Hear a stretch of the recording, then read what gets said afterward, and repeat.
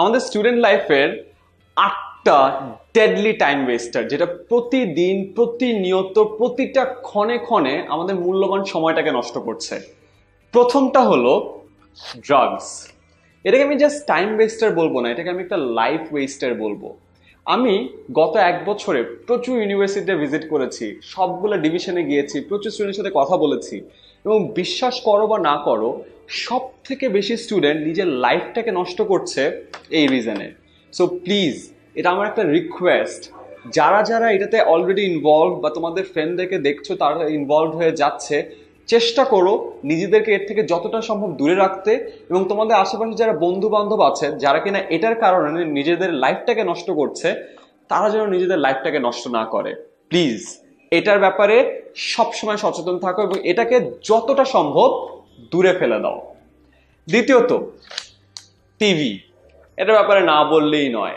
আমাদের লাইফে এখনো আমরা আইদার ইন্টারনেটে থাকি না হলে টিভিতে থাকি, এবং যাদের টিভি দেখার অভ্যাস আছে, নাটক বলো, ফানি বাংলা নাটক নিয়ে যারা ঘন্টার পর ঘন্টা সময় নষ্ট করে ফেলো, তাদের কিন্তু অনেক সময় বুঝতেও পারো না যে কত সময় ওই নাটকের পিছে চলে গেছে, কত সময় একটা সিরিয়ালের পিছে চলে গেছে, কত সময় একটা র্যান্ডম টিভি শো দেখতে দেখতে চলে গেছে।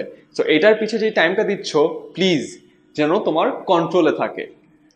Next, gossip. দোস্ত জানিস ওর কি হয়েছে, দোস্ত জানিস ওর না ব্রেকআপ হয়ে গেল, ওই যে জানিস দোস্ত ওই ছেলেটা কি করছে। এইসব জিনিস তুমি যত বলবা, যত কথা বলবা, জুনায়েদের মতো গুটিবাজি করবা, এটা কিন্তু তোমার শুধুমাত্র টাইমটাকে ওয়েস্ট করে। সো ব্যাকবাইটিং, অন্যের পিছে কথা বলা বা সিম্পলি গসিপ করাটাকে জাস্ট এভাবে ছুঁড়ে ফেলে দাও। Next, Facebook. ওয়েল, আইদার তুমি এই ভিডিওটা ফেসবুকে দেখছো অর তুমি এই ভিডিওটা ইউটিউবে দেখছো। সো ফেসবুক আর ইউটিউবের মাধ্যমে কিন্তু ভিডিওটা দেখছো, এবং আমি জানি এখন তোমরা আইদার ফেসবুক ইউটিউবের দুটো একটাতে তোমার সময়টা দিচ্ছ। ওয়েল, এই ভিডিওটা মেবি তোমাদের একটু হলেও কিছু একটা কাজে দিবে, বাট ম্যাক্সিমাম টাইম কিন্তু আমরা ফেসবুকে শুধুমাত্র লাইক শেয়ার কমেন্টেই রয়ে থাকি, এবং তুমি যদি লাইক শেয়ার কমেন্টেই যদি পড়ে থাকো, তাহলে তোমার ফেসবুকটা তোমার লাইফে কোনোই কাজে দিবে না। আর তুমি যদি ইউটিউবে ফানি ক্যাট ভিডিওস আর নর্মাল র্যান্ডম ভিডিওস দেখে সময়টা কাটিয়ে দাও, তাহলে ইউটিউবটাও তোমার কোনো কাজে দিবে না। এরপরে আসো টং বা হ্যাং আউট।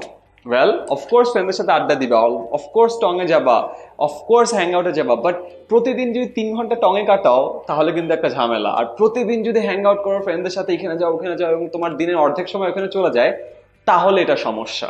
সো অফকোর্স এই দুটো জায়গায় যাবা, বাট মাত্রাতিরিক্ত না। সো এই জায়গাতে সময় যেন নষ্ট না হয়।